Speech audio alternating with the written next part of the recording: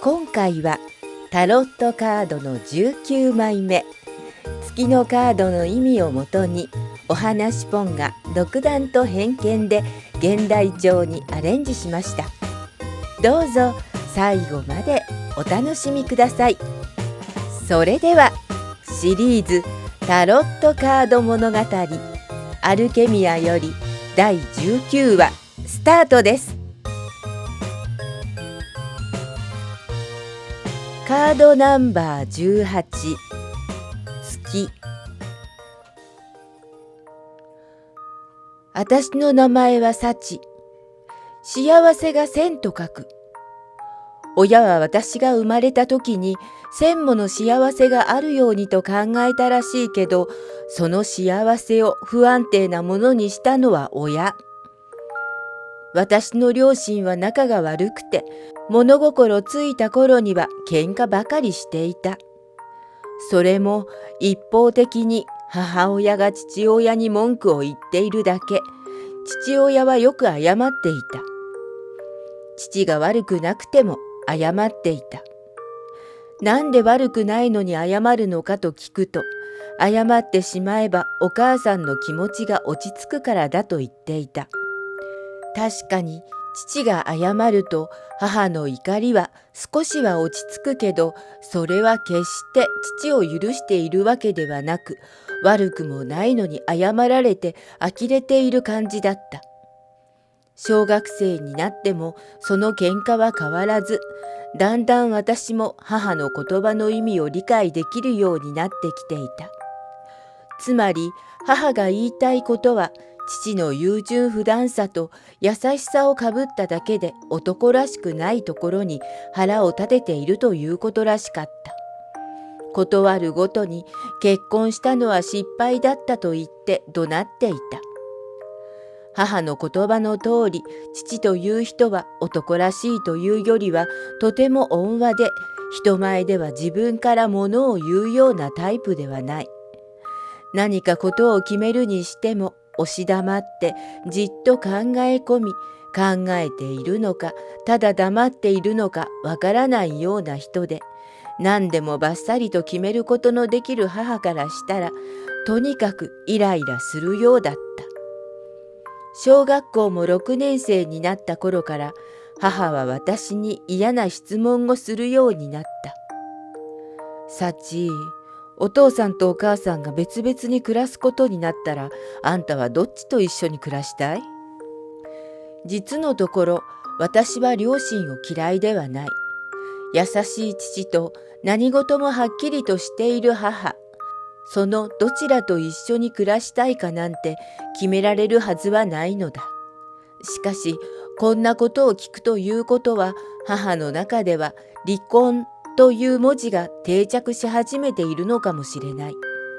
そんな不安を私に植え付けていった。だからこそ、私は何とかして二人がいつまでも一緒に暮らしてくれることを言葉に乗せて答えた。どっちなんて決められないよ。お父さんもお母さんも好きなんだもん。だからずっと三人で暮らしていたいよ。いつも同じ質問に対して同じことを答えていた。私がこう答えると母の顔は曇り、残念そうにしていたので、きっと私の気持ちを理解してくれているのだろうと思っていた。このことを父に聞いたことがある。すると父は笑いながらこう言った。そうか、それはつらい質問されたな。でも離婚するつもりはないから安心しろ。お母さんだって離婚なんて考えずにただ聞いてただけだろうしな。小学生の私は父の本心など全くわからずに父の言葉をそのまま信じた。ところが中学2年になった冬だった。突然、いつも以上の大喧嘩が起こり、母が家を出て行った。さすがにこの時はいつもは黙っている父も黙ってはいられなかったようで、言い返していたけど、言い返したことがいけなかったのか、母は、わかったわ、さよなら、と言うと出て行ったのだ。居間の入り口で身を潜めるように見たことのない大喧嘩を見ていた私は体を固くしていた。出て行くのだからきっと私を連れて行くのだろうと思っていた。きっと、サチ、出て行くから支度しなさい、と言われるのだろうと。そうしたら私はどうしたらいいんだろう。ところが荷物をまとめに両親の部屋に入った母は私を呼ぶことはなく、そのまま大きなスーツケースを持って出て行った。それがどういうことなのか、さすがに子供の私にも分かった。つまり最悪の事態になったということ。父と私は捨てられたんだ。こうなることは予想していた。けれどなってほしくなくて、だから両親の間のクッションの役割を必死にしてきた。でもそんなのは全く意味がなかったわけだ。大きな音を立てて玄関の扉が閉まった。私は父に、お父さん、お母さんが出て行ったよ。追いかけないの？と叫んだけど、父は座り込んで黙っていた。追いかければお母さんは戻ってくる。きっと追いかけてきてほしいんだ。そうに決まってる。と私は思い込んでいた。けれど私の知らない事情があるのか、父は無理だよと小さく言うだけだった。それから数日後、父宛てに母から離婚届が郵送されてきた。初めて見る離婚届には母の名前が書かれ、親権は父になっていた。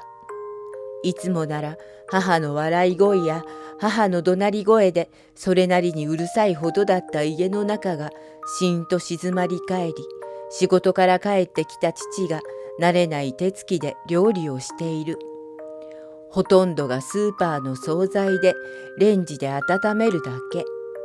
休みの日には包丁を持ち手料理を作ってくれるが、それは母の料理に遠く及ばず、いつも真っ黒に焦げてしまっていたり、塩辛かったり、やたら甘かったりした。肉を焼いても硬くてとても食べられるものではなく、結局レストランに食べに行くのがオチだった。父は申し訳なさそうに私に言った。ごめんな。毎週レストランじゃ飽きるよな。お母さんほどじゃないけど、そのうちきっと料理の腕を上げるからな。だったらお母さんを連れ戻してよ。と私の心は叫んでいた。どうしてこうなったんだろう。一体誰が悪くて母は出て行ったのだろう。いつの間にか私は自分の中の苛立ちを誰かのせいにしたくて、私が不幸になった原因を探し始めていた。探せば探すほど母の顔が浮かんでくる。怒りに任せて父を罵倒していた時の顔だ。小さな頃から見てきた母の顔。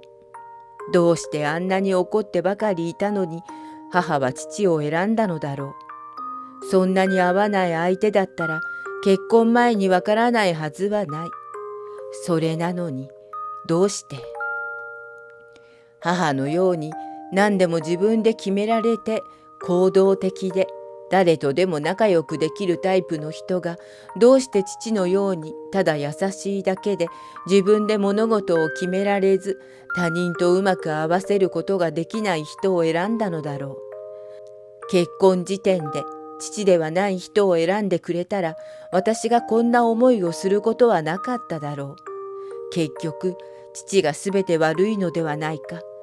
自分とは真逆の女性と結婚したのだから、そこには母に合わせるという努力が必要だったはずだ。母はいつも言っていた。優柔不断で自分で決められないのが嫌だと。いつでも小さくなっていて自分の意見を言わないのが嫌だと。そんなだから人にバカにされていいように使われるのだと。男のくせに優しいだけで強くなろうとしない最低の男だと。母はどうしてそんな父のところに私を置いて行ったのだろう。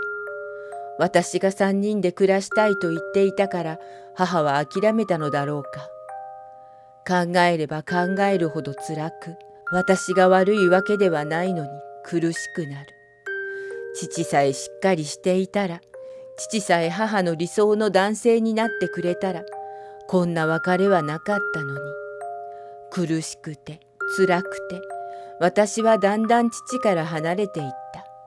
父を見ていたら、私も母と同じように怒りを父にぶつけてしまいそうで、疲れて帰った父が最近できるようになったんだと笑いながら目玉焼きを作ってくれた。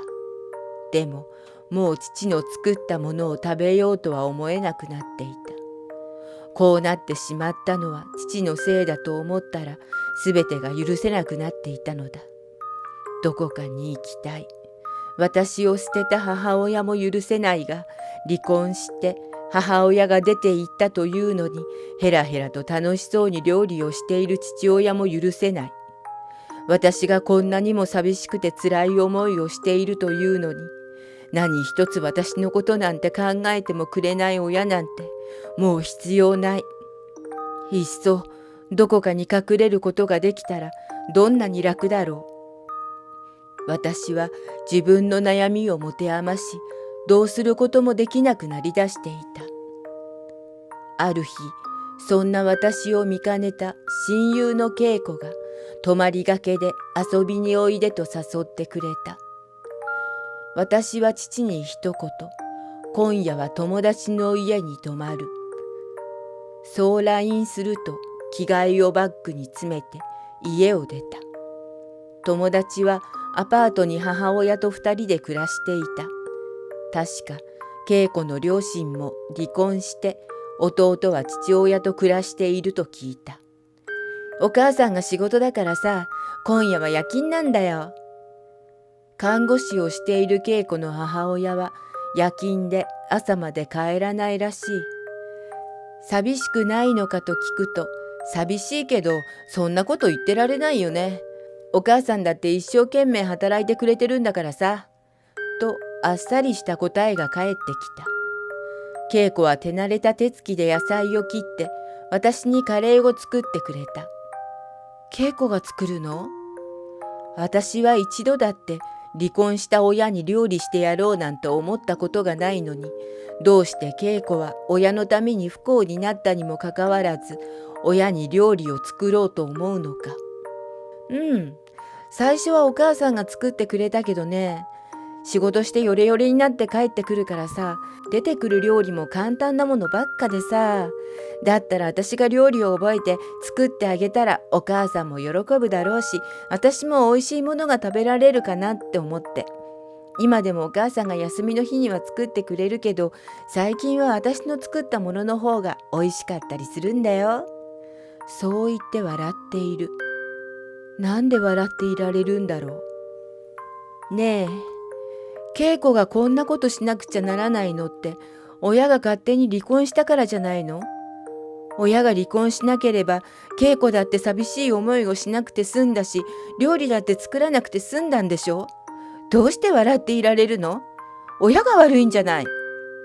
つい感情を爆発させて恵子に言葉を投げてしまったと思ったが、一旦口から出た言葉を拾い集めてなかったことにはできない。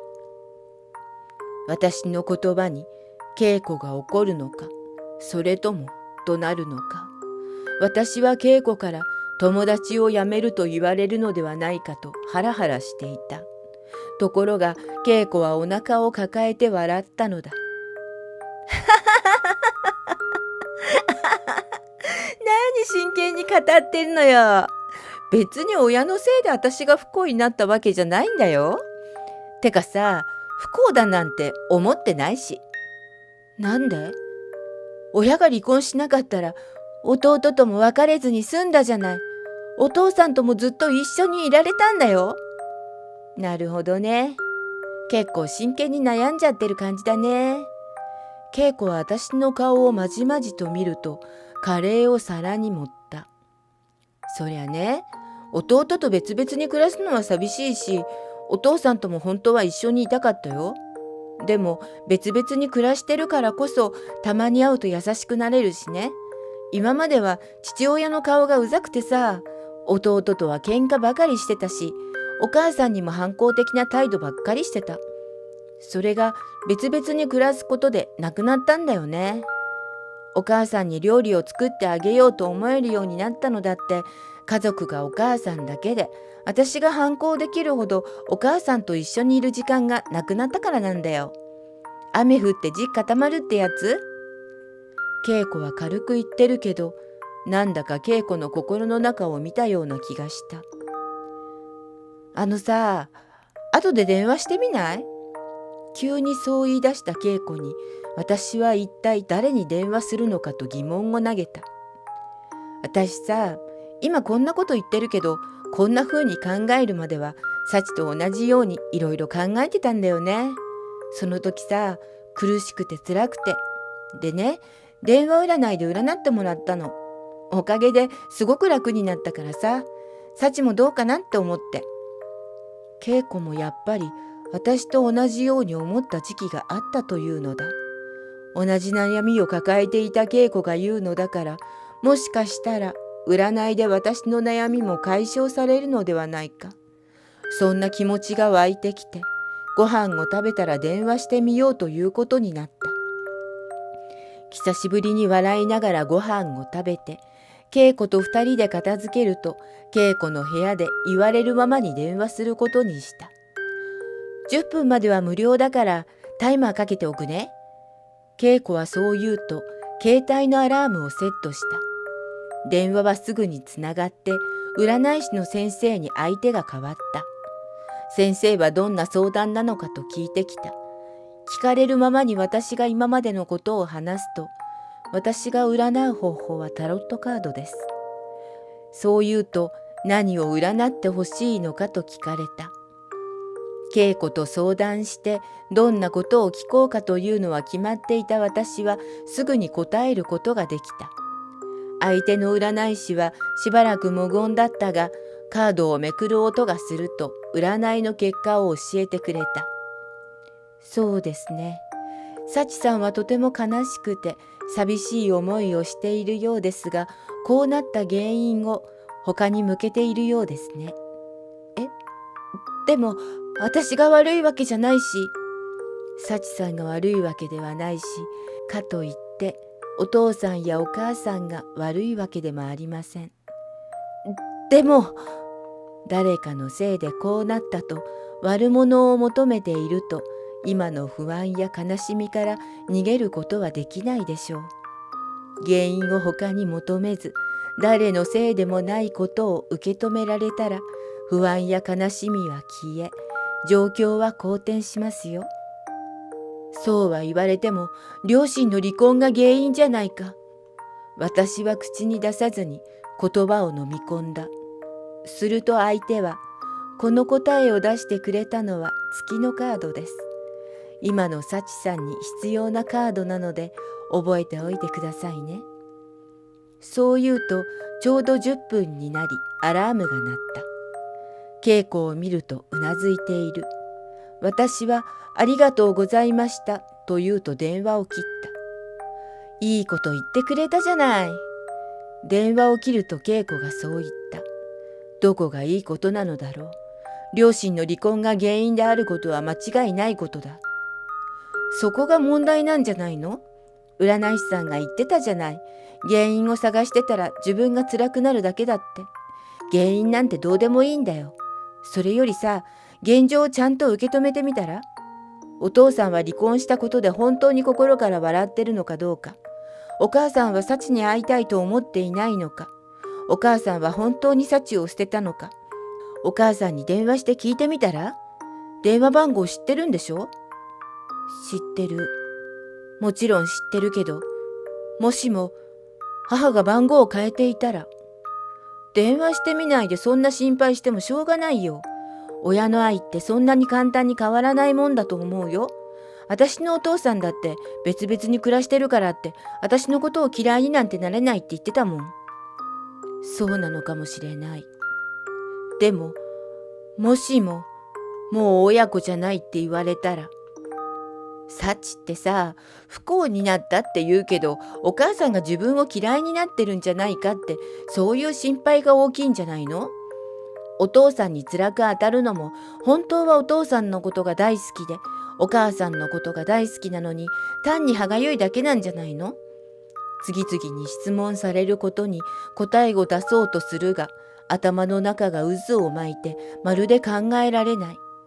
恵子は親子の愛が変わることはないと言うけれど、それならばどうして？電話してみなよ。私がいると嫌なら向こうの部屋に行ってるしさ。いや、恵子がいてくれなかったら逆に電話なんてできないだろう。大丈夫。電話するよ。ただ、もしも恵子が言うのが間違いだったら、その時は慰めてよね。任せて。何かおいしいものを作ってあげるから。その代わり、私が言った通りだったら、サチのおごりだからね。私は力なく笑うと、母の番号をタップした。3回ほどのコールがあり、母の声が聞こえてきた。お母さん。あら、サチじゃない。どうしたの？教えてほしいの。お母さんはどうして私を捨てたの？一瞬息を飲むように母の声が止まった。私のことが嫌いになったの？嫌いになんてなれるはずないでしょ。大事な娘なんだから。ただ、お父さんと一緒の方が幸が穏やかに暮らせるんじゃないかと思っただけ。お母さんは仕事ばかりだし、白黒はっきりと決めないといられない性分だしね。お父さんなら深い愛情と優しさで幸のことを包んでくれると思ったのよ。捨てたりなんかしてないわよ。捨てられるはずないのよ。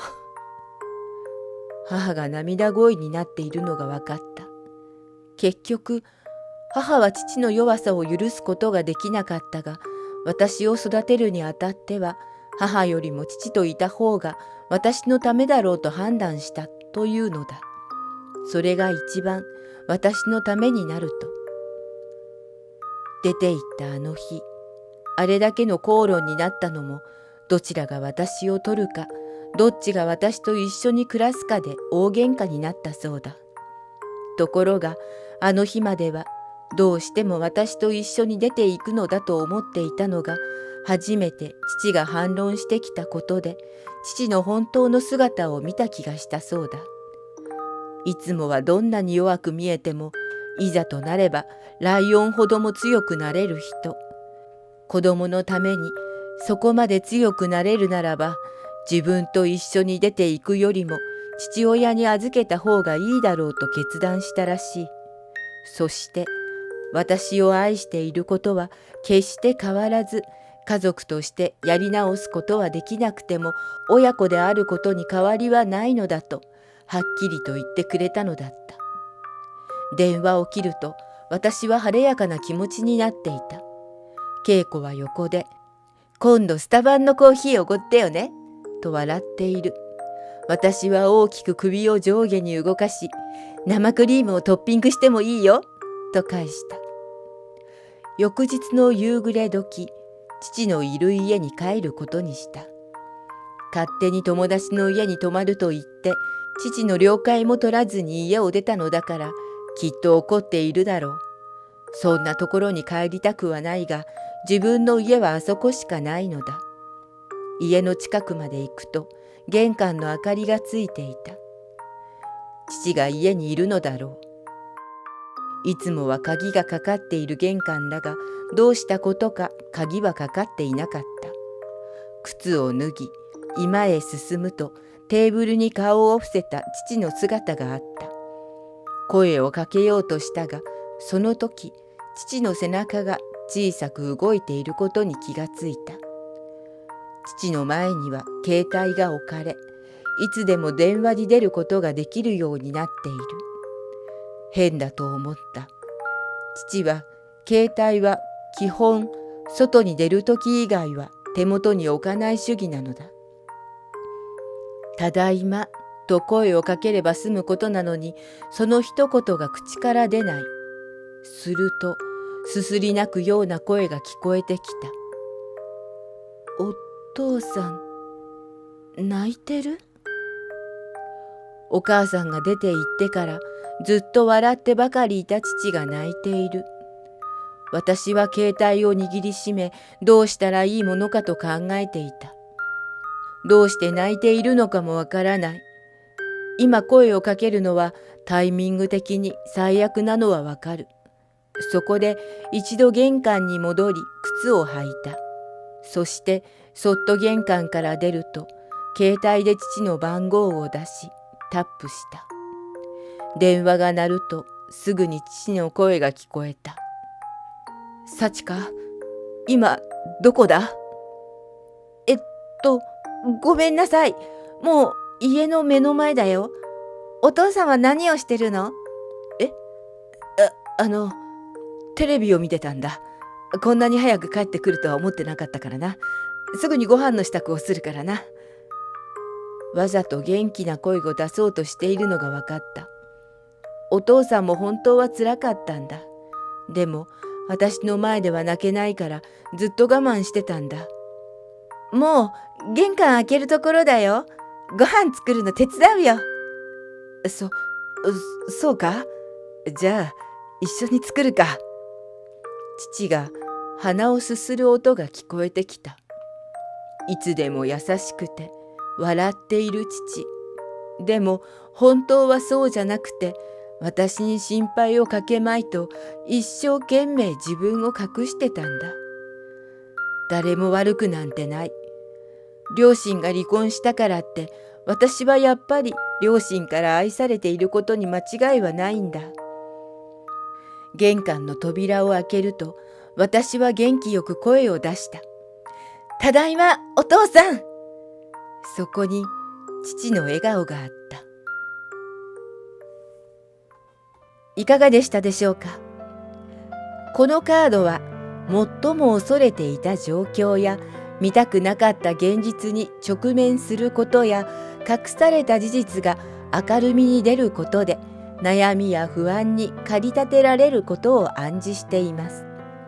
また不安の理由を他に求めなければ悩ましい状況はすぐにも好転することも伝えています。面白かったと思ったらチャンネル登録とグッドボタンをお願いします。